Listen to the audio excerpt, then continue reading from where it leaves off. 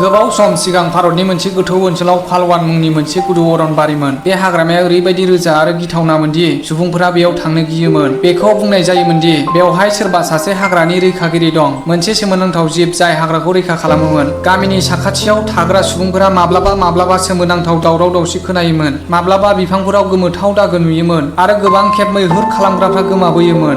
बीरआ सासे लाइमोन अरन मावख'गिरिमोन जाय बावैसो साख्रियाव हाबदोंमोन। बिथाङा गोहोगोरा, थार आरो हाग्राफोरखौ जोबोद मोजां मोनोमोन। बिथाङा गामिनि सुबुंफोरनि सल'फोराव फोथायनाय गैयामोन, नाथाय जेब्ला साबा मैहुर खालामग्राफ्रा जयै गोमाबोयो अब्ला बिथाङा सैथोखौ मिथिनो थाखाय गावनो थांनो थिरांथा लायो। बीरआ लोगोआव सानै लोगोफोर लाफादोंमोन, जाबेर आरो लक्ष्मी।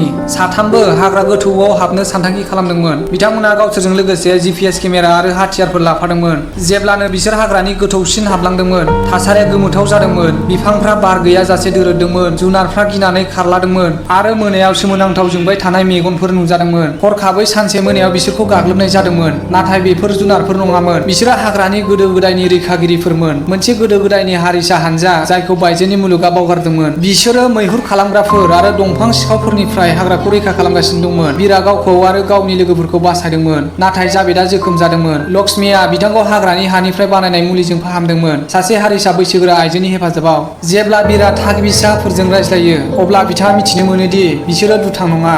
बिसोरो हाग्राखौ रैखाथि होनो समायखिरा लाबाय, बबेखानि माखासे लुबैसुला सुबुंफोरा हाग्रायाव सनानि खनिफोर नागिरगासिनो आरो थागिबिसाफोरखौ बुथारनो लुबैदों। बीरआ समायखिरा लादोंमोन दि बिथाङा बै लुबैसुला सुबुंफोरनि गाज्रि खामानिखौ फोजोबस्रांगोन। लुबैसुला बिल्डार आरो माफिया दैदेनगिरि राघवआ गावनि हानजाजों लोगोसे हाथियारफोर लाना हाग्रायाव फैदोंमोन, नाथाय बे खेबाव बीर आरो हारिसानि सुबुंफोरा ज' जादोंमोन। गुदु हाग्रायाव थिर आरो जाल आरो जुनारफोरनि हेफाजाबजों मोनसे गिख्रंथाव दावहा जादोंमोन। बीरआ राघवखौ हमदोंमोन आरो सोरखारनो फोरमानफोरखौ गथायदोंमोन। सोरखारा बे हाग्रामाखौ रैखाथि होजानाय ओनसोल महरै फोसावदोंमोन। बीरआ मोनसे साहसनि बान्था मोनदोंमोन, नाथाय बिथाङा गावनि साख्रिखौ नागारदोंमोन आरो बैयाव थागिबि सुबुंफोरजों लोगोसे हाग्राखौ रैखा खालामनो जागायदोंमोन। सुबुंफोरा खालवानखौ गियाखैमोन। खालवान मायनि हाग्रा गुदु अरनबारिनि मुं। बीरखौ सनमानजों नायनो हमदोंमोन। बीरआ बुंदोंमोन, हाग्रामाया बिफांल' नङा, बिसोरो जोंनि आजै आजौनि जिउ। जायफोरा बिसोरखौ रैखा खालामो बिसोरनो थार दावहारुफोर।